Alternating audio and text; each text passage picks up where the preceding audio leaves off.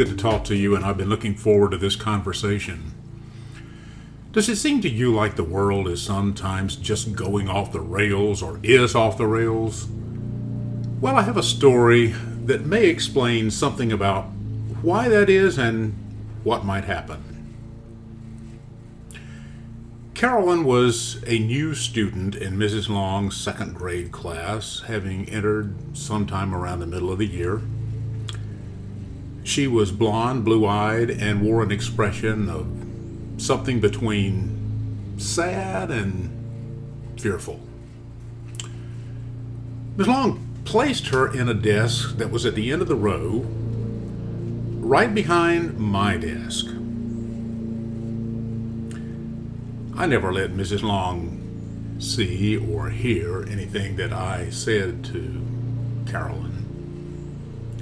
But she was a timid little child, scared,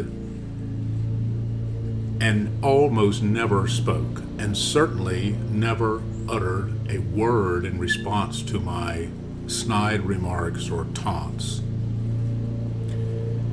There was something about her that just evoked a mean streak in me, I guess. So one day after school had dismissed, I saw Carolyn on the playground, and I coaxed her to go to a place that was out of sight. It was under the landing of some steps that came down from an exit on the second floor of the building all the way to the ground.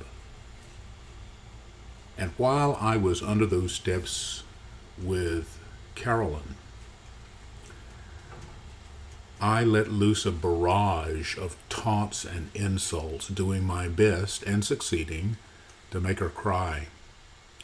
Well, some steps on the landing above us stopped, and not long after they stopped, there appeared this big fifth grader who saw what was going on and quickly ascertained from Carolyn that I was making her cry and that I was bothering her, and he turned on me and gave me a rap upside the head and said, "What's the matter with you, scaring a little girl like that? Why can't you pick on somebody your own size? Don't you ever do this again. You hear me? Don't ever do that. Don't ever bother her again. Do you understand?" Whoa. I can still feel his breath, hear his voice, see his face inches from mine. But I got the message. You know why I was bothering Carolyn. It's transparently obvious. It was because I myself had been the butt of jokes, and I had been taunted, and I had been bullied by my older brother, by boys, and poked fun at by girls. And I had found somebody more vulnerable than I, on whom I could let out my own stored-up rage.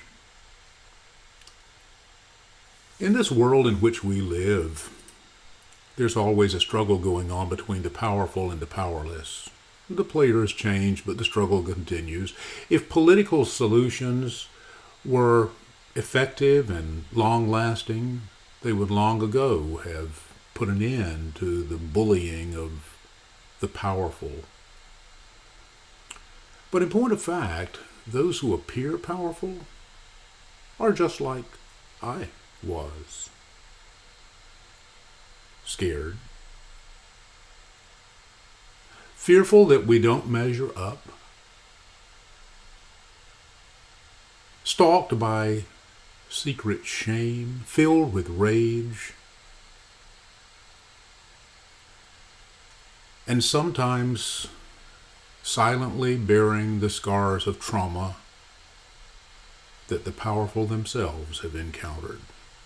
And I would add to that list something else. An inadequate and distorted sense of guilt. They may feel guilty. I was guilty of bullying Carolyn, and I needed to be called out on it, and I was, when that big fifth grader intervened. And when he did, that triangle, that old eternal triangle of persecutor, victim, rescuer came into play. Well, sometimes there needs to be a rescuer, some intervention, because bullies sometimes just don't know what they're doing. And sometimes, even if they do, they can come up with a long list of excuses and rationalizations for why they are doing what they're doing. Oh, I'm not bullying. I'm only doing what's natural. I'm only claiming what's mine. And the real problem is that guy over there. You accuse me of bullying. You've heard it before, and maybe you've even said it. At the bottom of all of this is the fact that through much of the world, especially in the West and wherever the long arms of the West's influence has reached, there is a great loss of moral center. Dead are the old gods. Vapid is much sense of shared ethical standards. Spiritual life and practice are only a boutique experience, pretty much in the main, for a lot of people. We swim in a sea of lies and conspiracy, blame theories.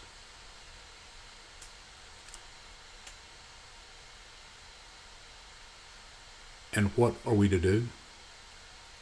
Is that too bleak a picture? Well, it's bleaker than I wish it were. But there is something that can be done.